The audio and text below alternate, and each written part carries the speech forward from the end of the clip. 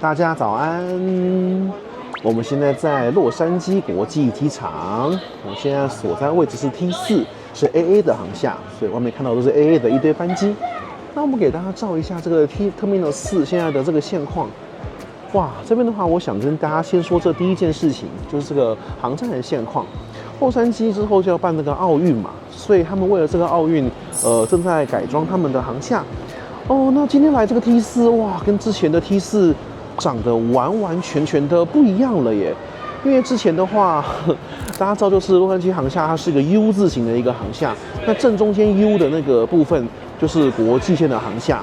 那国际线航厦的两侧分别是 T3 跟 T4，那这个非常的好记，就是洛杉矶的两大航空公司地主，一个就是 AA， 一个是达美。那达美的话就在 T3， 中间的话是 TBIT， 就是所谓的这个国际航站楼，然后 AA 的话在 T4 这一边。哇，这边的话，刚刚左边这边就是新装潢，有没有？这就是新的部分。那我现在看过来到这边，是不是瞬间就是就有那个成就感，完全不一样。之前整个 T4都是这样子的风格，不知道之后会不会改掉，这我就不知道了。啊，上次那一次我来这边的时候，我搭大韩航空从这边飞回仁川，所以我去用了那个 Delta 的 Lounge， 我就从 TBA 可以走到 T3 去。好，我们先去 Lounge 吧，因为已经到了。这是我们今天第一个目的地，我们看 AA 的这个 Admiral Club 跟这个 Flagship Lounge。第一个区块的话就是一个休息的区域，像这样子。然后往右边走的话就是 Shower Room 跟洗手间的部分。大概像这样子，对。那后面那边的话是没有开的区域，对。然后这边的话也是有一堆休息的位置。然后我们再走过来的话，就有一些茶跟饮料先出现了。哇，这边的位置蛮舒服的吧？外面有好多美美的飞机啊。那再往左边继续走呢，就会到餐食的部分了。所以我们来看一下贵宾室的餐食喽。座位还算蛮多的，这个时间人潮并不算太多。现在早上10点钟左右。好，我们来看看法费有什么东西喽。有些基本的一些面包，然后再来这个是草莓奇亚籽，然后有一些优格、芒果。哇，水果今天有草莓哦，还不错哦。熏鲑鱼。洛梨卷的寿司，这边也有寿司，这边是一些肉食的部分。然后下一部分的话就是热食部分喽。热食部分的话有炒蛋，然后培根，然后这个是 French toast， 然后这边的话还有这个 oatmeal 燕麦味噌汤，然后这边有一些蔬菜。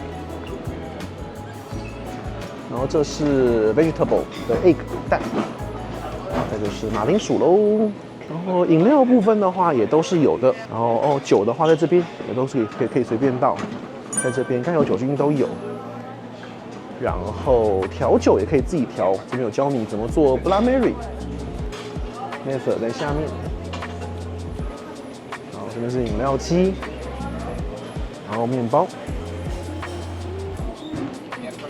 这是酒的部分，香槟、Piano Bianca， 然后 Rosé、Chardonnay、Sauvignon Blanc， 各种都有，卡本内苏维翁，然后 Piano。酒的话蛮多的，酒的话这边有8款红白酒跟香槟。这是饮料部分，那这边的座位的话都还算多。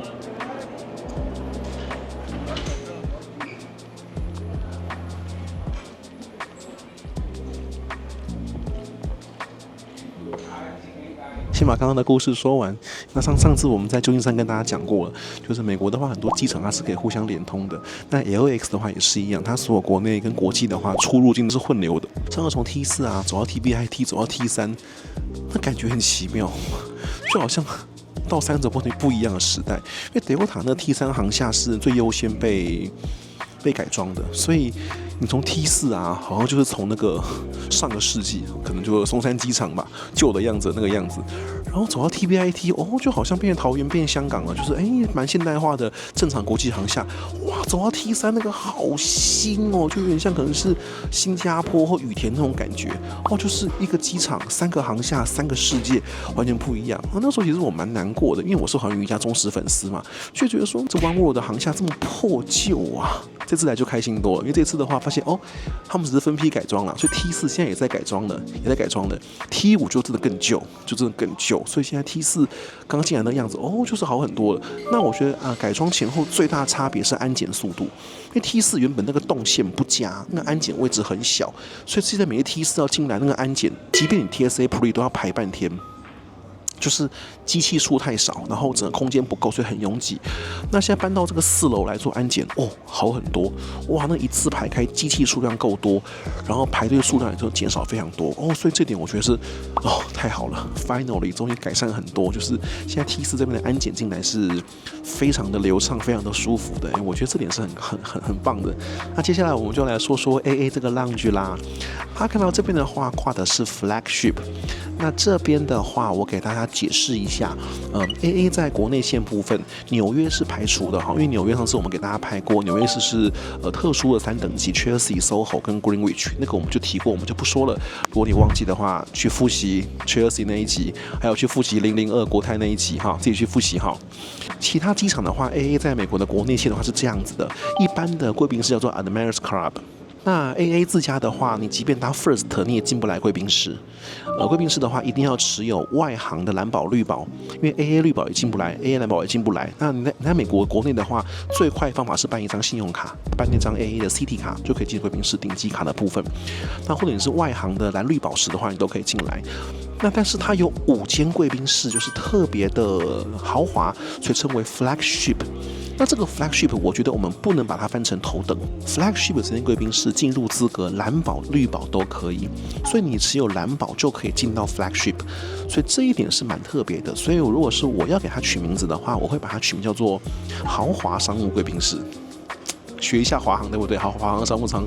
豪华商务舱嘛，皇喜桂冠舱就是多个名字嘛，对不对？所以你如果把 Admirals Club 比喻成桂冠舱，那这边就是皇喜桂冠舱。但皇喜桂冠跟桂冠都还是商务舱嘛，就像华航豪华商务舱跟商务舱都是商务舱，但是是不是不一样？对不对？你那个华航的738、330的商务舱跟359、777的豪华商务舱差很多嘛。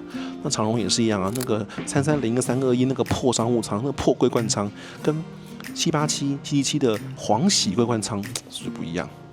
那这样解释大家有听懂吗？所以这一个它也是商务贵宾室，可是豪华版本的，所以称为 flagship lounge。那刚门口进来，因为我挂绿宝石，所以他就会给我一张邀请卡。就像美国一通给黑卡那样，就会有一张黑色的卡片，那就你上楼之后出示卡片就可以往左边走，就会进入这个 flagship lounge。所以呢，大家如果有蓝宝石的话，其实蛮推荐来这里的，因为这个是豪华商务贵宾室，可是你凭蓝宝就可以进来了。那这一点我觉得 AA 算是蛮大方的，还不错。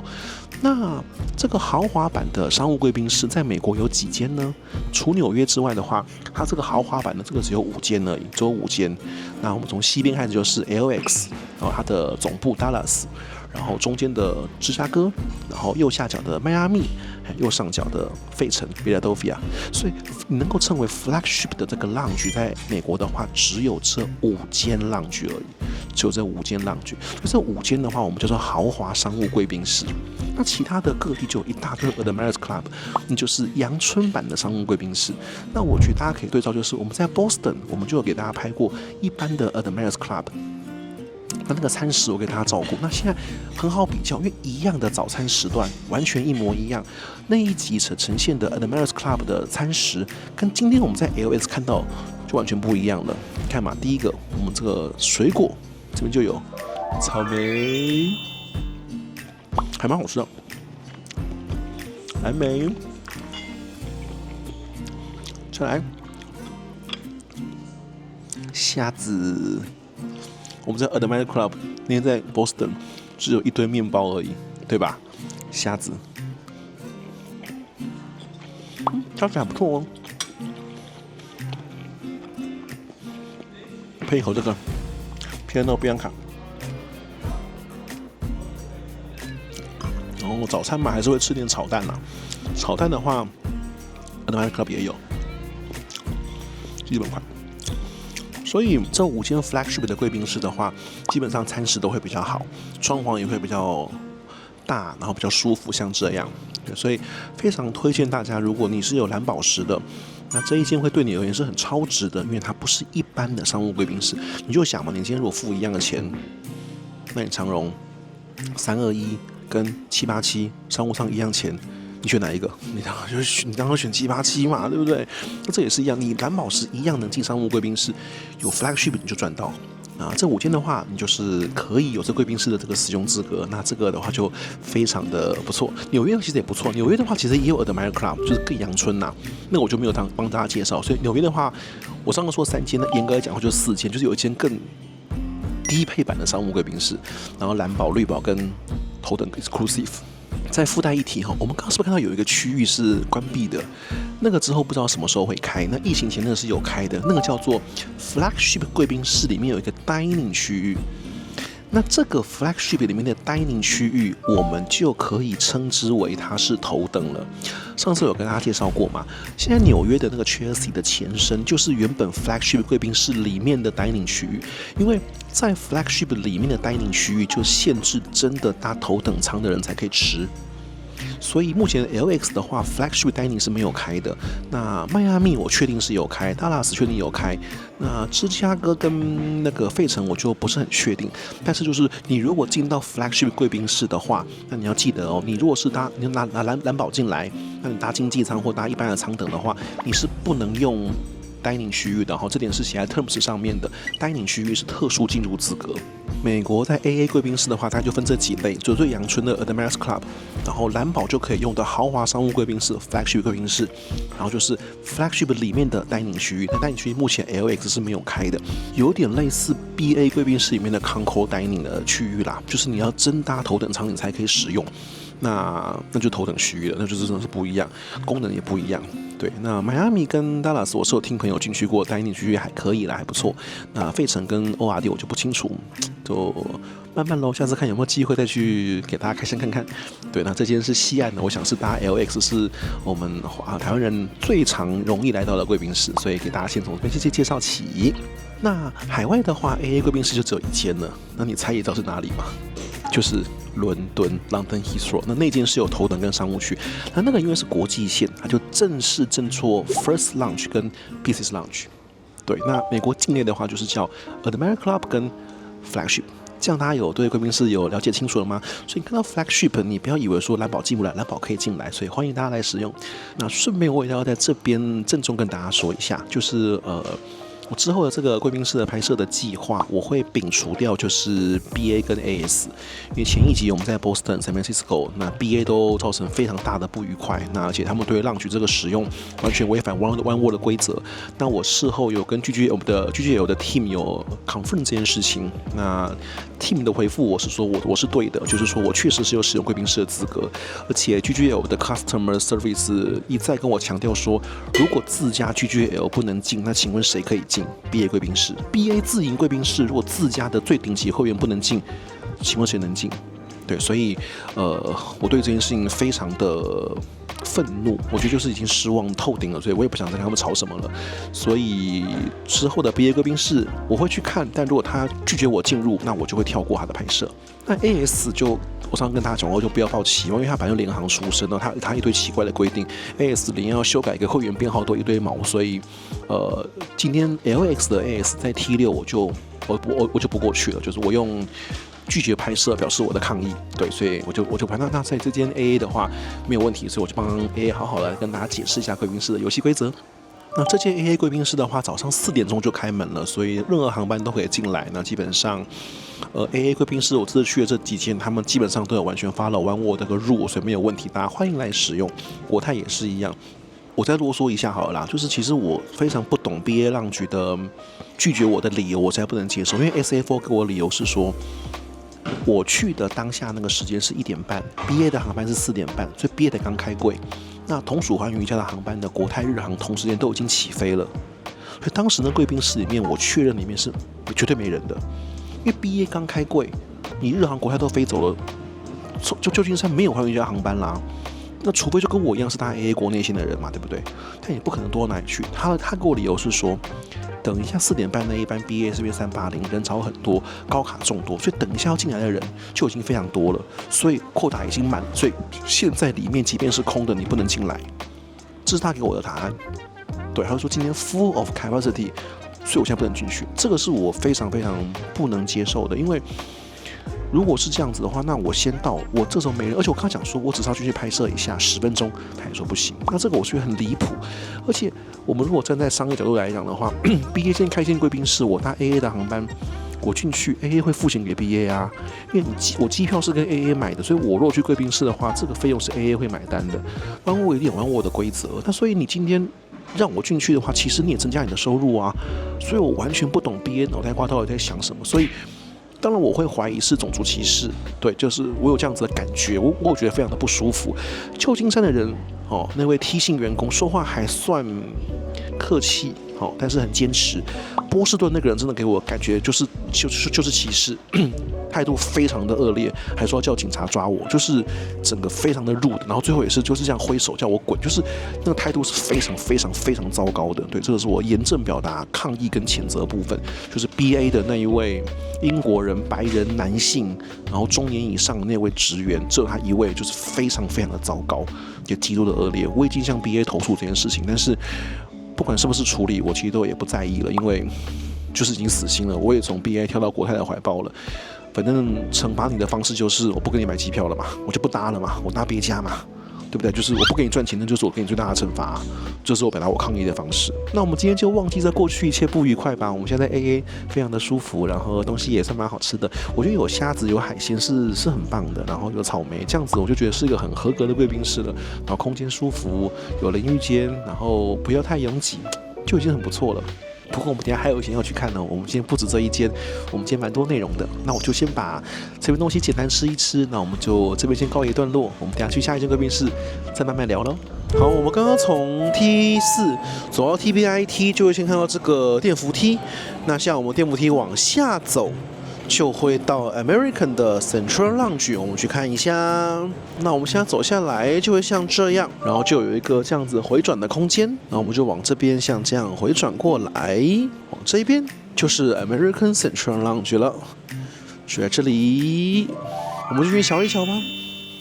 我刚刚就简单帮大家看一下，因为 A 的lounge的话，基本上人潮真的是非常的多，所以我们刚刚其实看到门口的外面就排队排人龙其实蛮长的。那但是因为黑卡的话就是可以插队，所以他看到我有黑卡就直接引导我走进去。那刚刚从那边是3楼，要坐一个电梯到2楼进来。那进来之后，黑卡区域的话就会有专人引导你走进最里面这个区域。那其实这里面并没有什么特殊的餐食，我记得就多给1杯香槟而已。不过就是你不用烦恼找座位啦，它就有个独立的区域，让你可以坐下来，就是休息一下。对，所以我今天这间的话，只是给大家看一下这个黑卡的环境，因为美国运动的话，这餐食的话，相对就是比较普通一点。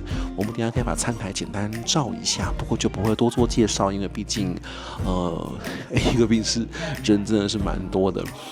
有绿宝石的话，去楼上刚刚矿塔斯还是会好非常多的。我们去看一下餐食区域好了。就是鸡肉，然后花椰菜、马铃薯，还有这个是青菜，然后豆子。你看，他们就很喜欢吃这西瓜呀，他们很喜欢把西瓜做成菜，我也觉得蛮神奇的。上次我在匈牙利也是，他们会喝西瓜汁当做西瓜冷汤。这个西方人倒蛮喜欢把西瓜入菜的。然后另外一边的话，这边还有一个是汤。这是胡萝卜汤，然后这一边的话是肉丸汤，然后这边的话当然就照例还是会有一些果汁什么的啦。我们就简单绕一圈，因为人真的是太多了。对，那这边酒吧当然也是可以点一些酒啦，大家看就是人满为患，真的人满为患。对，这一区有食物吃的人比刚刚那边更多。那这边走过去的话，也是一堆饮料，然后再来这个走到底的这一区，应该就是对洗手间，没错。